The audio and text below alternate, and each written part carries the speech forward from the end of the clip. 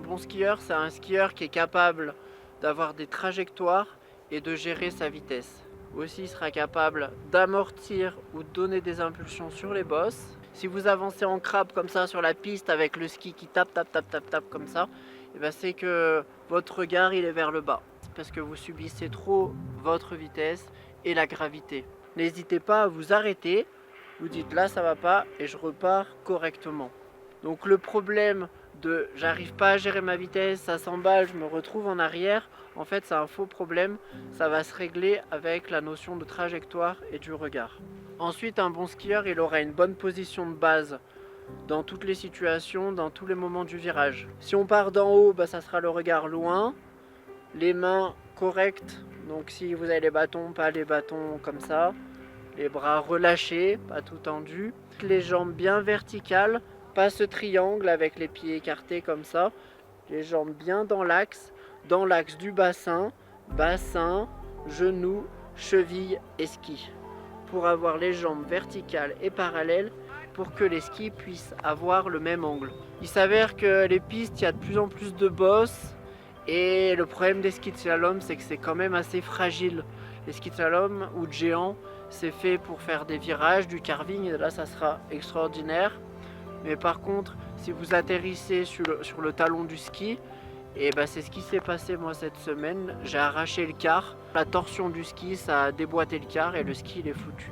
La semelle d'un ski axé un peu compétition, un peu slalom géant, elle sera assez tendre pour bien absorber le fart.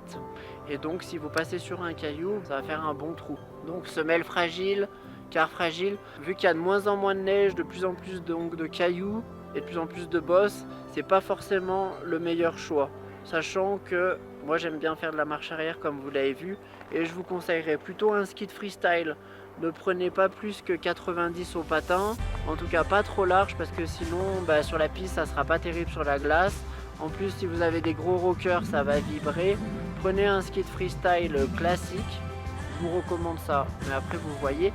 Et elle va se calmer à gueuler là-bas. Et la semelle d'un ski de freestyle elle va être robuste. Si vous tapez un petit caillou, il n'y aura pas un gros trou. Les quarts sont très solides parce que c'est fait pour bien glisser sur les barres de slide et donc c'est bien collé, c'est bien fixé. Donc vous n'aurez pas trop de problèmes de quart, pas de problème de semelle et vous allez pouvoir faire de la marche arrière. En plus le ski va être plutôt léger si vous êtes centré, donc c'est pas mal. Quand je vais avoir fini ma vidéo, elle aura fini de gueuler.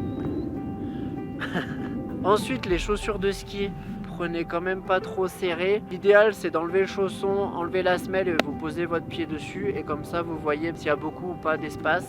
Ensuite, vous regardez le flex de la chaussure. C'est le chiffre. Par exemple, c'est marqué 70. Si c'est une chaussure, c'est marqué 70. C'est une chaussure qui va être assez molle. Vous n'allez pas être bien maintenu sur l'avant. Après, ça dépend de votre poids. Il faut voir après la catégorie. Il y a les chaussures plutôt axé piste, plutôt freeride, plutôt freestyle. Des chaussures avec les semelles un peu en gomme. Et donc, c'est bien parce que comme ça, vous glissez pas trop sur les plaques de glace. Par contre, vous pouvez pas faire du ski chaussure. Je vous conseille d'avoir un sèche-chaussures parce qu'il y a toujours de la neige qui va se mettre entre le chausson et la coque. Et s'il fait froid, après, vous allez vous geler les pieds. Et même si vous avez les tops des chaussettes, et ça sera pas terrible parce que votre chausson va être mouillé. L'affûtage est quand même important, bien entretenir son matériel. Si vous avez un ski affûté, ça va vous aider si vous allez sur de la glace.